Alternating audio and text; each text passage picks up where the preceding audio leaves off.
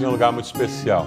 Especial na vida das famílias, porque muitas vezes é ali no calor da cozinha que a gente consegue conversar sobre coisas muito íntimas. Muitas vezes é na cozinha que pai, mãe e filhos conseguem conversar e descobrir verdades que fazem toda a diferença na história dos filhos e na história da família. Queria bater um papo com você sobre vida discipular e como essa história pode mudar a história da sua vida.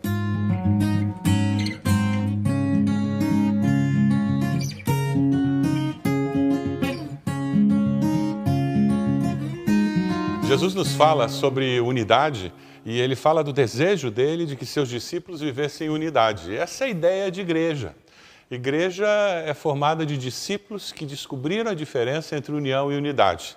Quando nós vemos um saco de batatas e vemos purê, nós começamos a entender o que Jesus tinha em mente quando ele fala sobre união e unidade. Ele diz, eu quero que os meus discípulos sejam um, para que todos creiam.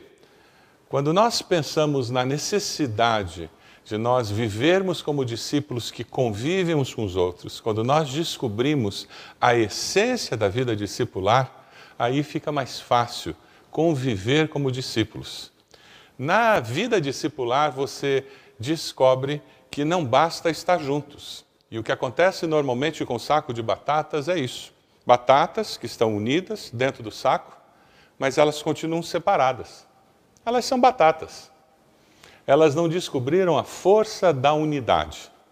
Elas estão simplesmente reunidas num saco de batata. Nós vamos falar um pouco aqui sobre o que significa ser transformado por Jesus de um saco de batatas num purê. Você pega a panela e você pode dizer que a panela é o pequeno grupo. E nesse pequeno grupo você coloca discípulos. E os discípulos estão ali.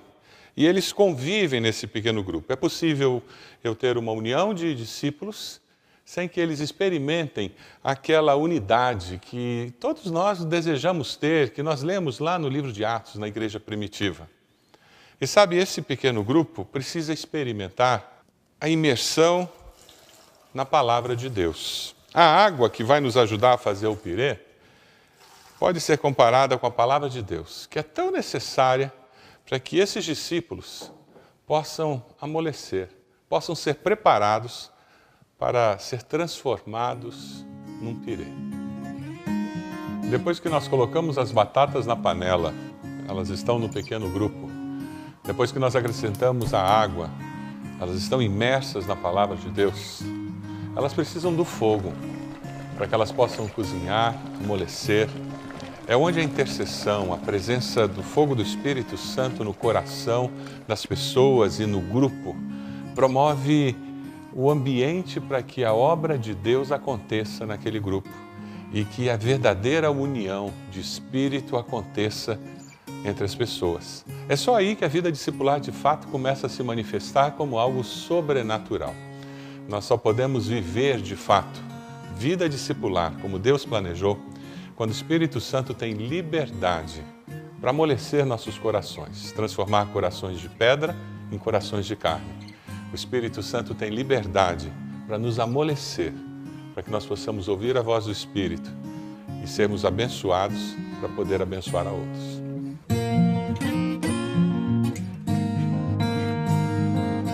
É interessante porque quando nós experimentamos essa mutualidade da vida do discípulo que quer abençoar outros, nós começamos a experimentar o que acontece na arte de fazer um purê. Você colocou a batata na panela, ela foi aquecida pelo fogo, e aquele fogo da intercessão vai amolecendo o coração. E sabe o que acontece? Você começa todo um exercício de tirar aquelas cascas, as máscaras vão caindo, nós vamos descobrindo quem nós somos, nos deixamos conhecer, e é essa obra que Deus vai fazendo. Deus vai nos libertando e nós vamos sendo autênticos, genuínos.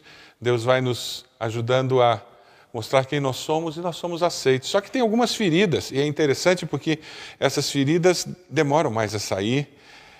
São aqueles olhos da batata que tem que fazer um pouco mais de força para tirar. Mas eles saem porque existe cura. O Espírito Santo de Deus nos ajuda a ser curados. E na mutualidade, na vivência nesse processo de nos transformar em purê, experimentar unidade, existe cura de Deus. Existe cura porque nós estamos cuidando uns dos outros. Existe cura porque nós estamos exortando uns aos outros. Existe cura porque nós estamos ensinando uns aos outros. A mutualidade é esse exercício da unidade do corpo, em que nós vivemos corpo de Cristo. Certamente, quando você tem panela, água, fogo, você experimenta aquele processo de tirar as cascas, você vê crescimento. E a vida discipular pode ser muito bem ilustrada por tudo isso. Mas existe um processo final, que é quando você abre a sua casa para receber pessoas que vão experimentar toda essa vivência discipular. É quando você se encontra com seu discipulador e você percebe que ele está investindo na sua vida. Quando você se encontra com seu discípulo e você investe vida na vida. E você percebe que Deus está agindo através da sua vida e está surgindo uma nova forma de ser. A vida discipular, ela produz isso. Da antiga forma, surge uma nova forma de ser, que tem a ver com o agir de Deus. Foi isso que aconteceu lá na igreja primitiva. Quando você vê Atos 2, eles se encontravam todos os dias. Eles tinham alegria de estar juntos, eles perseveravam na doutrina, eles perseveravam fazendo as refeições juntos, eles conviviam. E o que aconteceu é que o mundo da época foi impactado pelo agir de Deus na vida daqueles cristãos. O desejo de Deus hoje em dia não é diferente. Ele quer agir através da minha vida, da sua vida.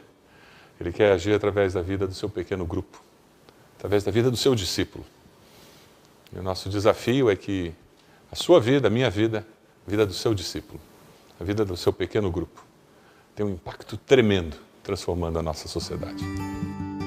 E nós chegamos aqui, o purê está pronto. E esse é o desejo de Deus, que nós, na vivência como discípulo, discipulador, que na vivência do pequeno grupo nós nos transformemos num purê, nós tenhamos a experiência da unidade verdadeira, aquele plano que Deus tem para todos os seus discípulos, para a sua igreja. Jesus, lá em João, capítulo 17, ele nos fala sobre isso.